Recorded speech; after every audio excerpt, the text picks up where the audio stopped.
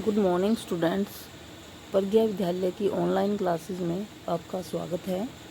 आज हम 9th class में भारत एवं समकालीन विश्व फर्स्ट इसका लेसन फर्स्ट फ्रांसीसी क्रांति वो करेंगे। लेक्चर नंबर है वो हमारा रहेगा 22।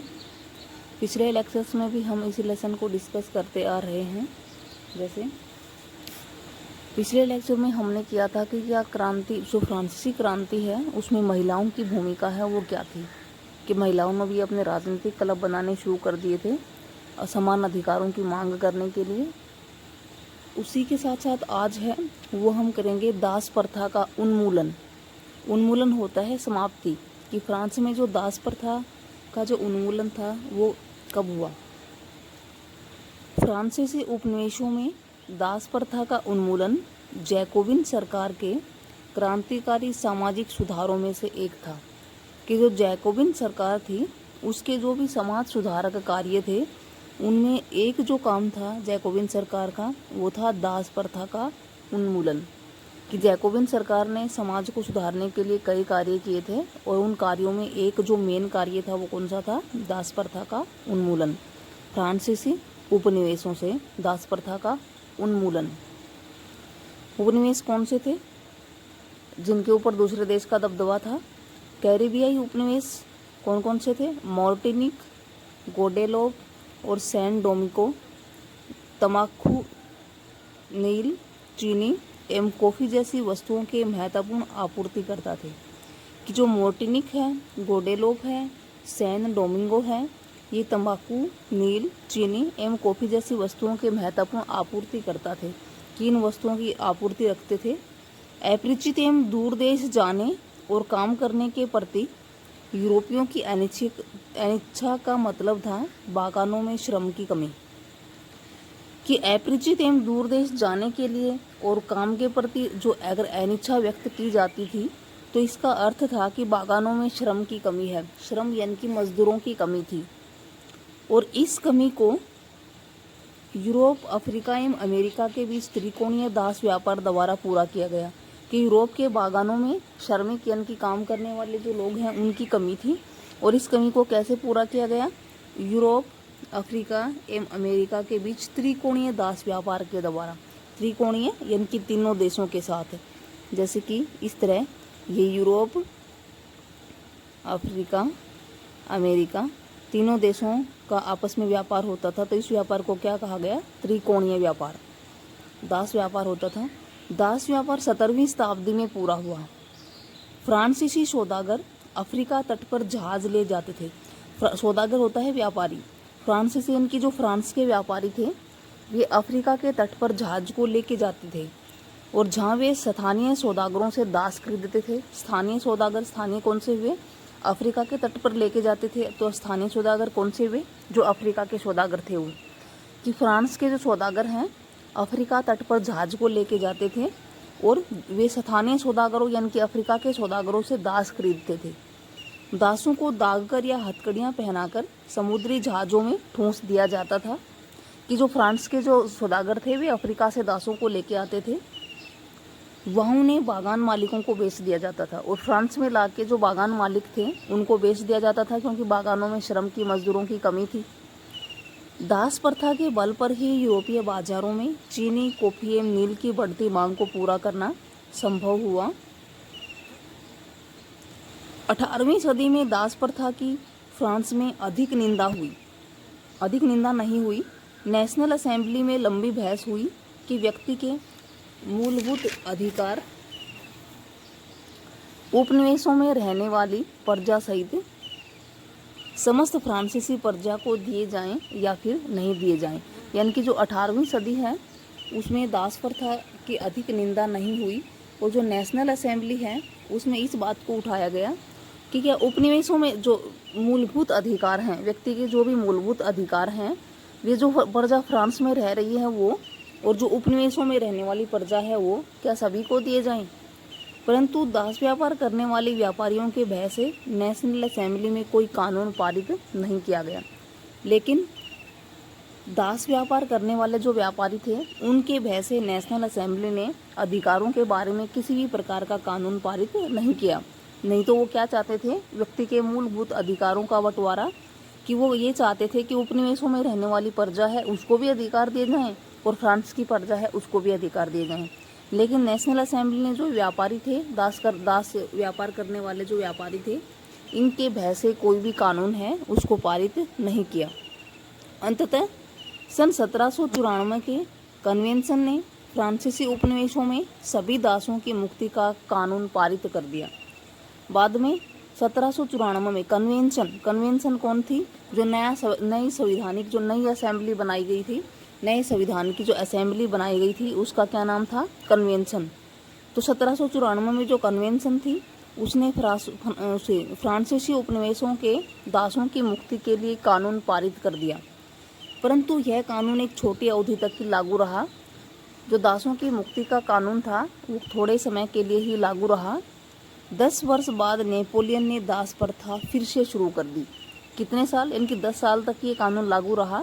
10 साल बाद जो नेपोलियन एक तानाशाह था उसने दास प्रथा फिर से शुरू कर दी। जैकोबिन सरकार ने तो समाज सुधार के कार्यों में दास प्रथा का उन्मूलन किया था जो लुई 16वें के शासनकाल में थी, लेकिन उसके बाद नेपोलियन फिर से एक जो तानाशाह था जिसका शासन हुआ और उसने दास प्रथा को फ्रांस में फिर से लागू कर दिया। अगर यहाँ पे क्वेश्चन क्या रहे कि नेपोलियन ने दास प्रथा कितने सालों बाद फिर से शुरू कर दी, कितने सालों बाद, 10 वर्ष बाद। फिर है बागान मालिकों को अपने आर्थिक हित साधने के लिए अफ्रीकी निगरो लोगों को गुलाम बनाने की स्वतंत्रता मिल गई। कि जो 10 साल बाद जो फिर से दास प्रथा शुरू हुई तो बागान मालिक थे, अपना काम करवाने के लिए फिर से उनको निगरो लोगों को, निगरो होते हैं अफ्रीका के लोग, निगरो लोगों को गुलाम बनाने की स्वतंत्रता मिल गई थी। अब देखो निगरो क्या है, निगरो अफ्रीका में सहारा रेगिस्तान के दक्षिण में रहने वाले स्थानीय लोग। ये जो सहारा रेगिस्तान है, सहारा मरुस्थल है, उसमें रहने वाले जो लोग हैं उनको निगरो के नाम से जाना जाता है। तो 10 साल बाद जब नेपोलियन ने फिर से दास प्रथा शुरू की तो इनको निगरो लोगों को गुलाम बनाने की स्वतंत्रता मिल गई थी। फ्रांसीसी उपनिवेशों से अंतिम रूप से दास प्रथा का उन्मूलन 1848 में किया गया।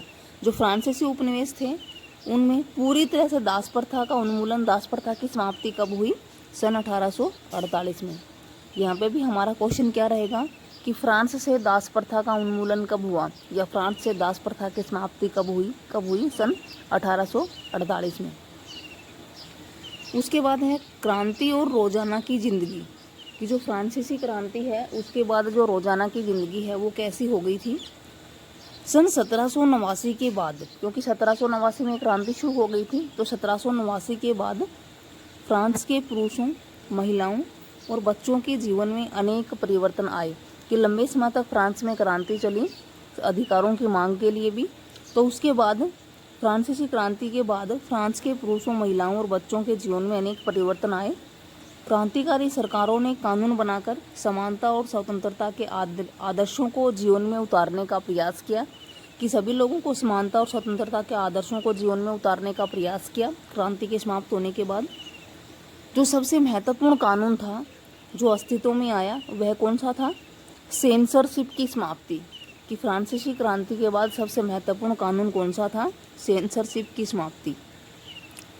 अब नागरिकों को भाषण एवं अभिव्यक्ति की स्वतंत्रता के अधिकार प्राप्त थे।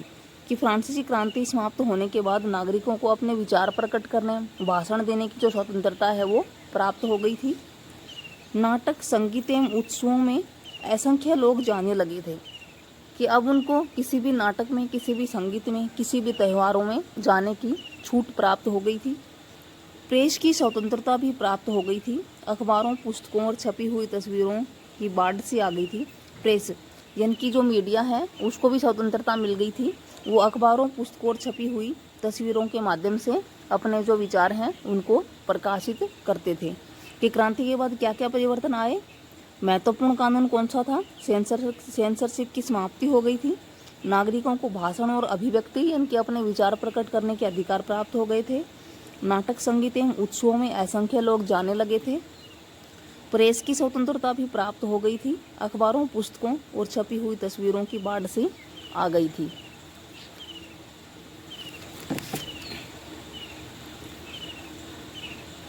उसके बाद है क्योंकि जैकोबिन सरकार के पतन के बाद किसका उदय हुआ था? नेपोलियन बोनापार्ट का उदय हुआ था, जो एक तानाशाह था।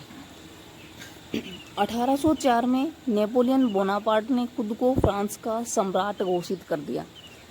जैकोबिन क्लब का जो नेता था मैक्सिमिलियन रोबेस्पियर, उसको फांसी दे दी गई थी और उसके बाद नेपोलियन बोनापार्ट का उदय हुआ था और नेपोलियन बोनापार्ट ने 1804 में खुद को फ्रांस का सम्राट घोषित कर दिया। उसने पड़ोसी यूरोपीय देशों की विजय यात्रा की, यानी कि फ्रांस के अलावा यूरोप, क्योंकि फ्रांस भी एक यूरोपीय देश है, फ्रांस के अलावा जो दूसरे यूरोपीय देश थे उनकी यात्रा की। पुराने राजवंशों को हटाकर नए साम्राज्य बनाए। बागडोर अपने खानदान के लोगों के हाथों में थी, यानी कि तानाशाही शासन था उसका भी। नेपोलियन खुद को यूरोप के आधुनिकीकरण का अग्रदूत मानता था। नेपोलियन किसको यूरोप का आधुनिकीकरण यूरोप के आधुनिकीकरण के नाम से किसको जाना जाता है? नेपोलियन को।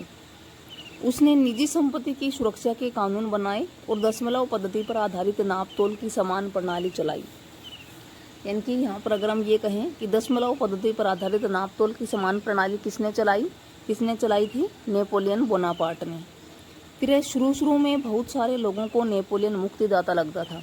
जब नेपोलियन खुद सम्राट बना शुरुआत में, तो लोगों को लगता था कि यह मुक्तिदाता है, इनकी अच्छा सम्राट है, परंतु जल्दी ही उसकी सेनाओं को लोग हमलावर है वो मानने लगे थे।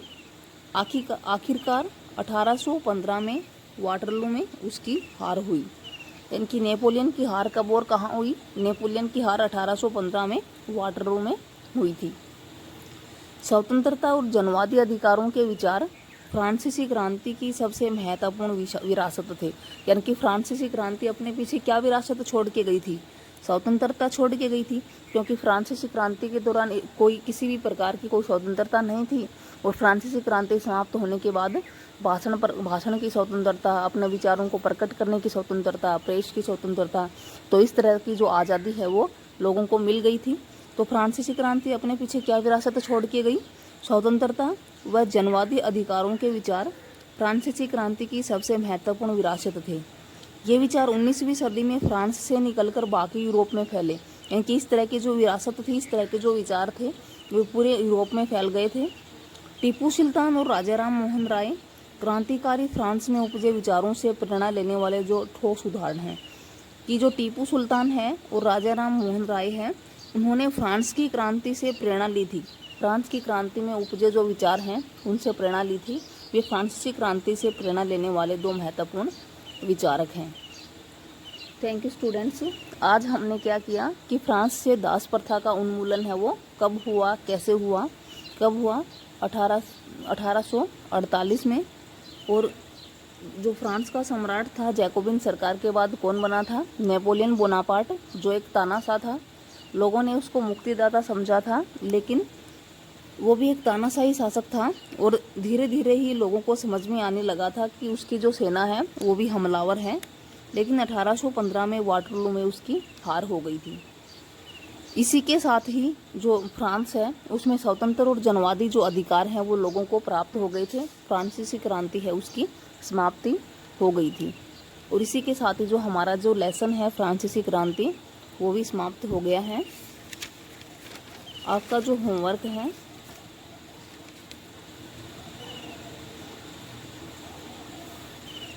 जो आपको फेयर नोटबुक में राइट एंड लर्न करना है, क्वेश्चन क्या है? फर्स्ट है जैकोबिन शासन के क्रांतिकारी सामाजिक सुधार कौन कौन से थे? कि जो जैकोबिन शासन था उसने क्रांतिकारी सामाजिक सुधार में कौन कौन से कार्य किए थे? फर्स्ट है दास प्रथा का उन्मूलन, कि दास प्रथा की समाप्ति का कार्य किया था। सेकंड है महिलाओं के जीवन में सुधार लाने का प्रयत्न किया और उनके शिक्षा और व्यावसायिक कार्यों में भी सुधार किया। कि जैकोबिन सरकार ने दो कार्य किए थे, दास प्रथा का उन्मूलन किया था और महिलाओं के जीवन को सुधारने के लिए शिक्षा और व्यावसायिक कार्यों में सुधार लाए। उसके बाद है सेकंड क्वेश्चन, कितने वर्षों बाद नेपोलियन ने फ्रांस में दास प्रथा फिर से शुरू की? कितने वर्षों बाद? 10 वर्षों बाद। फिर अगला है फ्रांसीसी उपनिवेशों से दास प्रथा कब समाप्त हुई? सन 1848 में। फिर है नेपोलियन बोनापार्ट ने खुद को फ्रांस का सम्राट कब घोषित किया? कब किया? सन 1804 में। अगला क्वेश्चन है आधुनिकीकरण का अग्रदूत किसे माना जाता था? नेपोलियन को। फिर है नेक्स्ट क्वेश्चन है, दशमलव पद्धति पर आधारित नापतोल की प्रणाली किसने चलाई? नेपोलियन ने। फिर है नेपोलियन की हार कब व कहाँ हुई? 1815 में वाटरलू में। ये 7 क्वेश्चन हैं जो आपको अपनी फेयर नोटबुक में राइट एंड लर्न करने हैं। Thank you students.